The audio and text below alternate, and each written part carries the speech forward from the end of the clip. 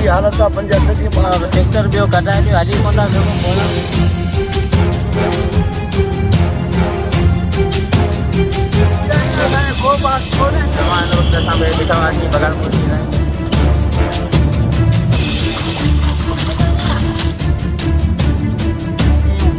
असां अॼु ताईं न इज़त कई असां न असांजो को न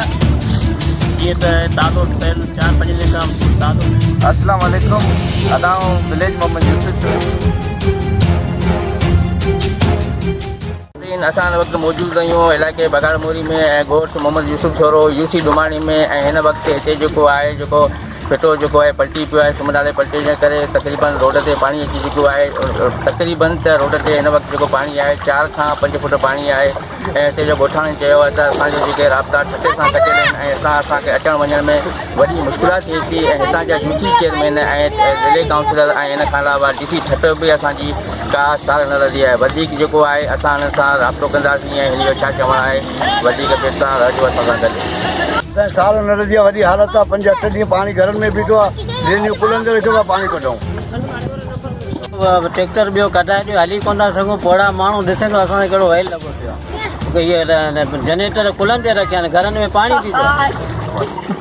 असांखे को बात कोन्हे हिते भॼो था वञूं बुखनि ही पाणी वधी वियो सफ़ा ॻोठ ॿोठ ॿुधी कहिड़ा हलाकूं ॻाल्हि बचो ही हू सभु चट थी विया आहिनि सफ़ा ख़तमु थी विया आहिनि असीं पोड़ा माण्हू केॾा था वञूं ॻोठ जा रवासी आहियूं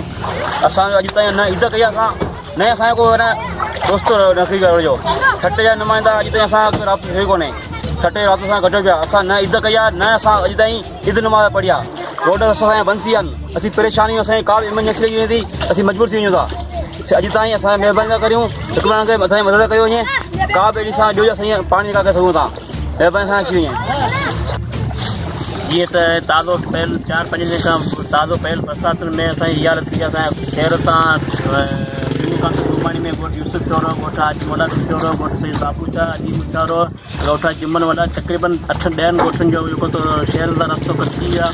ऐं हिन ताज़ियूं थियनि बरसातुनि में माण्हू घर खां ॿाहिरि न निकिरी सघिया आहिनि न कोई इस्तेमालु अदा करे सघिया आहिनि न कोई को हॉस्टल बस हुडी विझी सघिया आहिनि इन करे असीं डीसी ठटा खे अपील था करियूं त महिरबानी करे ख़ुदा असांजी कुझु सार अची वञे हितां जी चूंडियल नुमाइंदनि कंहिं बि असांजी सार न लॻी आहे ऐं इहा हालत असांजी लॻी पई आहे असांजो को सो ईद नमाज़ घर में अदा कई आहे। अस्सलाम वालेकुम अदाऊं विलेज मोहम्मद यूसुफ छोरे जो आहियां हिते जी तव्हां बगाड़ मोरी हिते जी कंडीशन ॾिसो असांजा जेको सो 2 टे ॻोठ पाणी में आहिनि ही तव्हां साम्हूं ॾिसो पाणी हिते असांखे ॾाढी तकलीफ़ थी थिए हिते जा ज़मींदारनि खे तकलीफ़ आहे अगरि उहो पाणी निकाल करीनि था त हिते ई था करीनि असांखे बसि अहिड़ी का फैसिलिटी या सिस्टम अहिड़ो को कयो वञे